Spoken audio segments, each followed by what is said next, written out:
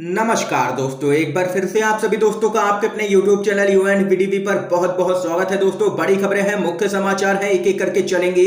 देश दुनिया की सभी बड़ी अपडेट्स आप तक आगे इसी वीडियो में पहुंचाएंगे, इसलिए लगातार हमारे साथ आगे इसी वीडियो में बने रहिएगा। तो वहीं दोस्तों, खबरों की तरफ चलने से पहले आप लोगों से एक छोटा सा निवेदन है कि अगर आप लोग भी यूपी के विधानसभा चुनाव में सत्ता परिवर्तन की लहर को देखते हैं तो इस वीडियो को लाइक कीजिएगा और कमेंट बॉक्स में अपनी राय जरूर बताइएगा कि आप लोग यूपी के विधानसभा चुनाव में किस पार्टी का खुल करके समर्थन करेंगे। और चैनल को सब्सक्राइब करना बिल्कुल भी मत भूलिएगा। दोस्तों, आइए पहली बड़ी खबर जान लेते हैं। कृषि मंत्री नरेंद्र सिंह तोमर पर फूटा है बाढ़ पीड़ितों का गुस्सा, गाड़ी पर फेंक दिया कीचड़, मुर्दाबाद के लगाए हैं नारे। आप लोगों को बताते चले, केंद्रीय कृषि मंत्री नरेंद्र सिंह तोमर मध्य प्रदेश के एक गांव में बाढ़ पीड़ितों से मिलने गए तो पीड़ित लोगों का गुस्सा मंत्री पर फूट पड़ा। गुस्साए लोगों ने मंत्री की गाड़ी पर कीचड़ तक फेंक दिया। बाद में पीड़ित जन मंत्री की गाड़ी के आगे लेट गए और उनके खिलाफ मुर्दाबाद के नारे भी लगाए। आपको बताते चले, मध्य प्रदेश में इस समय बाढ़ ने हाहाकार मचाया हुआ है और कई लोगों की अब तक जान जा चुकी है। और मध्य प्रदेश में आए उत्तरी हिस्से में आई बाढ़ से 1250 गांव यहां पर पूरी तरीके से प्रभावित हुए हैं। ये यहां पर दोस्तों देख सकते हैं कि मोदी सरकार के मंत्री को जबरदस्त विरोध का सामना करना पड़ा है मध्य प्रदेश के अंदर। एक और बड़ी खबर की तरफ चलते हैं। गजब, स्वतंत्र देव सिंह बोले यूपी में नहीं है महंगाई। आप लोगों को बताते चले, देश की आम जनता की कमर महंगाई से टूट चुकी है। खाने के तेल से लेकर के पेट्रोल डीजल तक और दालों से लेकर के फलों तक सब कुछ बहुत महंगा हो चुका है।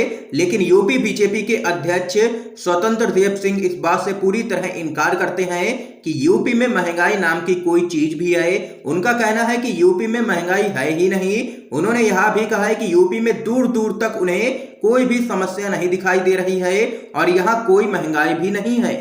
बाजार से राशन लाने वाले हिंदुस्तान के किसी भी शख्स से पूछिए, चाहे वह अमीर ही क्यों ना हो, वह बताएगा कि महंगाई किस कदर से बढ़ी है।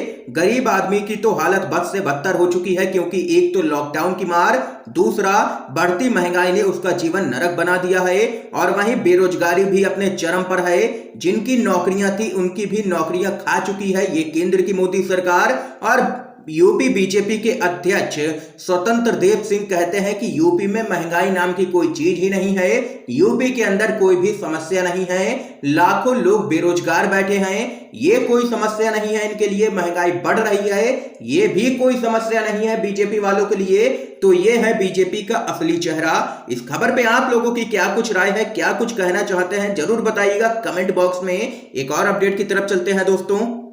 बीजेपी के पूर्व सहयोगी ओपी राजभर ने पीएम मोदी की दाढ़ी पर किया है तंज। बोले, नागपुर में दी जाती है झूठ बोलने की ट्रेनिंग। भारतीय सोहेलदेव समाज पार्टी के नेता ओम प्रकाश राजभर का कहना है कि बीजेपी और उसके नेताओं के मुंह से बस झूठ ही निकलता है। उन्होंने कहा है कि बीजेपी के लोगों को झूठ बोलने में ट्रेनिंग मिली हुई है।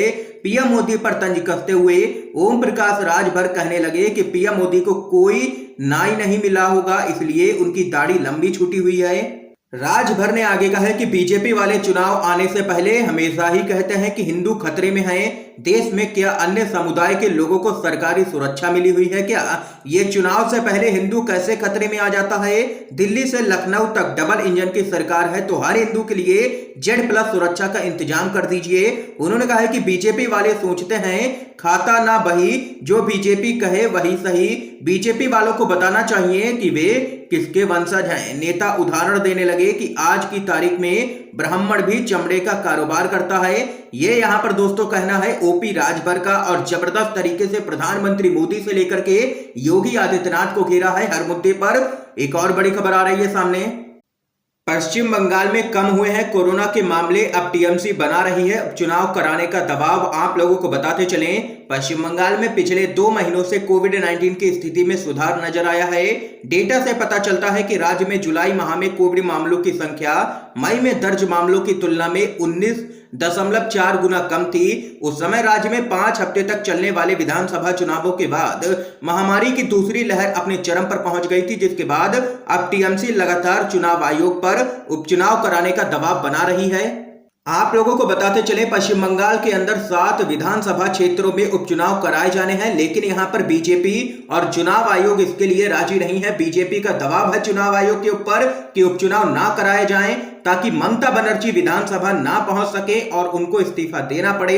ये यहाँ पर पूरी तरीके से साजिश रची जा रही है सीएम ममता बनर्जी के खिलाफ। लेकिन यहाँ पर ममता बनर्जी भी अब मैदान में उतर आई हैं और वो लगातार चुनाव आयोग के ऊपर दबाव बनाए हुए हैं कि उपचुनाव जल्द से जल्द कराए जाएं। जब यहाँ पर विधानसभा का चुनाव कराया जा सकता है कोरोना काल में, तो उपचुनाव क्यों नहीं कराए जा सकते हैं? ये दो टूक कहना है ममता बनर्जी का। एक और बड़ी खबर की तरफ चलते हैं दोस्तों।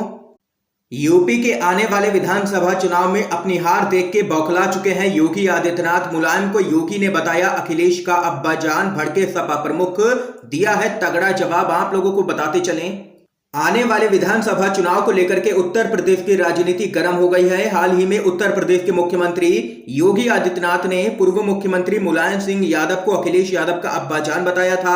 एक निजी चैनल से इंटरव्यू के दौरान योगी आदित्यनाथ ने मुलायम सिंह यादव के लिए अखिलेश के अब्बाजान शब्द का प्रयोग किया था।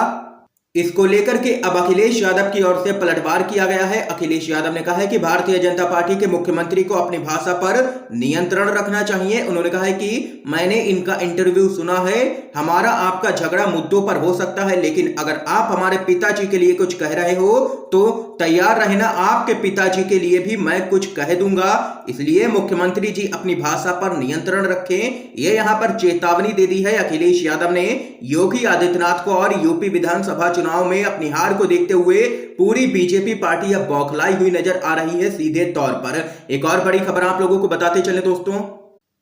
गोदी मीडिया की मुश्किलें बढ़ी, अफवाह फैलाते रंगे हाथों पकड़ी गई है गोदी मीडिया। कांग्रेस छोड़ने की खबर पर रिपब्लिक पर भड़के हैं टीएस सिंहदेव, बोले कांग्रेस मेरे खून में है, अफवाह ना फैलाएं। आप लोगों को बताते चलें, कुछ दिनों से छत्तीसगढ़ के मुख्यमंत्री भूपेश बघेल और स्वास्थ्य मंत्री टीएस सिंहदेव के बीच में मनमुटाव चलने की खबरें लगातार गोदी मीडिया दिखा रहा है। कई न्यूज चैनलों के द्वारा दावा किया जा रहा था कि छत्तीसगढ़ के स्वास्थ्य मंत्री और कांग्रेस के नेता टीएस सिंहदेव अपने पद से इस्तीफा दे सकते हैं। इन खबरों पर छत्तीसगढ़ के स्वास्थ्य मंत्री टीएस सिंहदेव ने खुद विराम लगा दिया है। उन्होंने यहां पर यह जानकारी दी है ट्वीट के जरिए। कांग्रेस छोड़ने के दावों को उन्होंने पूरी तरह से गलत और बेबुनियाद करार दिया है। टीएस सिंहदेव का कहना है कि उनके खिलाफ विरोधी दलों के द्वारा साजिश रची जा रही है और वहीं इस तरह की गलत अफवाह फैलाने का काम कर रहे हैं। इस संदर्भ में छत्तीसगढ़ के स्वास्थ्य मंत्री टीएस सिंहदेव के द्वारा मोदी समर्थक न्यूज चैनल रिपब्लिक टीवी पर हमला बोला गया। उन्होंने कहा है कि रिपब्लिक टीवी का उद्देश्य सिर्फ कांग्रेस के खिलाफ झूठी खबरें दिखाना और अफवाहें फैलाना है। मैंने पहले बहुत बार कहा है और फिर कहूंगा, कांग्रेस मेरे खून में है, मैं कांग्रेस छोड़ने नहीं जा रहा हूं। ये यहाँ पर दोस्तों देख सकते हैं कि गोदी मीडिया लगातार झूठी खबरें फैलाता है और अफवाह फैलाता है और गोदी मीडिया अभी भी मोदी सरकार की चाटुकारिता में ही लगा हुआ है। दोस्तों अगर आप लोग भी खुल करके जबरदस्त तरीके से गोदी मीडिया का बहिष्कार करते हैं तो इस वीडियो को लाइक कीजिएगा और चैनल को जरूर सब्सक्राइब कीजिएगा। हम आप तक ऐसे ही खबरें पहुंचाते हैं। आइए दोस्तों एक और बड़ी खबर की तरफ चलते हैं। ट्विटर ने राहुल गांधी का अकाउंट अस्थायी तौर पर किया सस्पेंड, बाद में हुआ है रिकवर। कांग्रेस ने ट्वीट कर दी है जानकारी। भारतीय राष्ट्रीय कांग्रेस के पूर्व अध्यक्ष और नेता राहुल गांधी का ट्विटर अकाउंट शनिवार को अस्थायी रूप से निलंबित कर दिया गया। कांग्रेस पार्टी ने इस बात की जानकारी दी थी।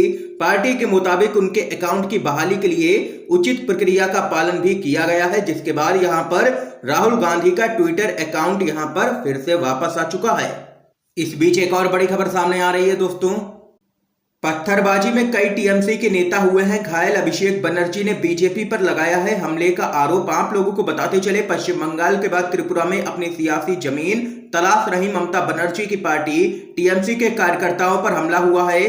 टीएमसी का त्रिपुरा में एक राजनीतिक कार्यक्रम था, लेकिन बीच रास्ते में ही उनके काफिले पर पत्थर बरसाए गए। इस घटना में कई नेता यहां पर घायल हुए हैं। घटना के तुरंत बाद टीएमसी कार्यकर्ताओं ने बीजेपी पर हमला करने का आरोप लगाया है। जोर देकर के कहा है कि बीजेपी कार्यकर्ताओं ने उनके काफिले पर पत्थर बरसाए थे।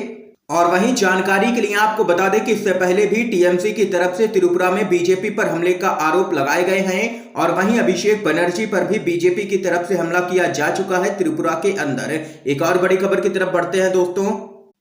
बिहार से दोस्तों बड़ी अपडेट आ रही है सामने। जातीय जनगणना कराने की मांग को लेकर के आरजेडी का जबरदस्त प्रदर्शन। सड़क पर उतरे हैं पार्टी नेता और कार्यकर्ता। आप लोगों को बताते चले, बिहार में जातीय जनगणना की मांग को लेकर के सियासत तेज है और बीजेपी इस समय बैकफुट पर है। इस बीच जातीय जनगणना की मांग सहित कई अन्य मुद्दों को लेकर के राष्ट्रीय जनता दल के नेता और कार्यकर्ता सड़क पर उतर आए। पटना में आरजेडी के कार्यकर्ता सड़कों पर उतरे। इस बीच अन्य जिला मुख्यालयों में भी आरजेडी के नेता और कार्यकर्ता धरना और प्रदर्शन करते हुए नजर आए।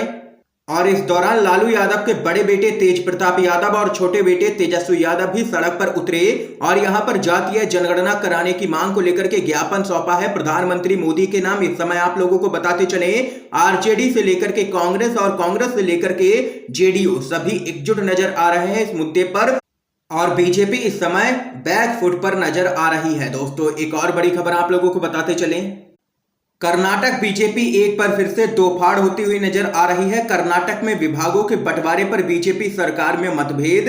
सीएम बोम्मई ने सब ठीक होने का किया है दावा, लेकिन हकीकत कुछ और ही है। कर्नाटक के मुख्यमंत्री बसवराज बोम्मई ने विभागों के बंटवारे पर कुछ मंत्रियों की नाराजगी की खबरों पर कहा है कि हर किसी को मनचाहा वह विभाग नहीं मिल सकता है। मंत्री आनंद सिंह मेरे करीबी हैं, इसलिए सब ठीक हो जाएगा। ये यहां पर देख सकते हैं दोस्तों, एक बार फिर से कर्नाटक बीजेपी के अंदर मतभेद सामने निकल के आ रहे हैं और यहां पर कई नेता मंत्रिमंडल विस्तार के बाद नाराज बताए जा रहे हैं। एक और बड़ी खबर आप लोगों को बताते चलें, कांग्रेस के नेता कपिल सिब्बल का योगी पर पलटवार। पूछा, अगर सोशल मीडिया बेलगाम घोड़ा तो बेलगाम प्रदेश कौन सा है। आप लोगों को बताते चलें, यूपी के मुख्यमंत्री योगी आदित्यनाथ के सोशल मीडिया को बेलगाम घोड़ा बताने वाले बयान पर कांग्रेस पार्टी के वरिष्ठ नेता कपिल सिब्बल ने ट्वीट कर अब जोरदार हमला बोला है। उन्होंने कहा है कि योगी आदित्यनाथ ने सोशल मीडिया को बेलगाम घोड़ा कहा है। इस पर लगाम लगाने के लिए उन्होंने ट्रेनिंग और तैयारी करने के लिए कहा है, लेकिन मेरे भी एक सवाल का जवाब दे दें कि देश में कौन सा राज्य बेलगाम प्रदेश है। इसके लिए अपने कार्यकर्ताओं को प्रशिक्षित करें और इस पर लगाम लगाने की तैयारी करें। ये यहां पर जोरदार हमला कपिल सिब्बल ने योगी आदित्यनाथ पर दोस्तों बोला है। आज के समय की सभी बड़ी खबरें थी, मुख्य समाचार थे जो हमने आप तक पहुंचाए हैं। अगर आप लोगों को ये वीडियो पसंद आया हो तो लाइक कीजिएगा, ज्यादा से ज्यादा इस वीडियो को शेयर कीजिएगा ताकि आप सभी के दोस्त इन खबरों को जान सकें और चैनल को सब्सक्राइब करके बेल के आइकन को जरूर दबाइएगा। दोस्तों वीडियो देखने के लिए आप सभी का बहुत बहुत धन्यवाद। जय हिंद, जय भारत।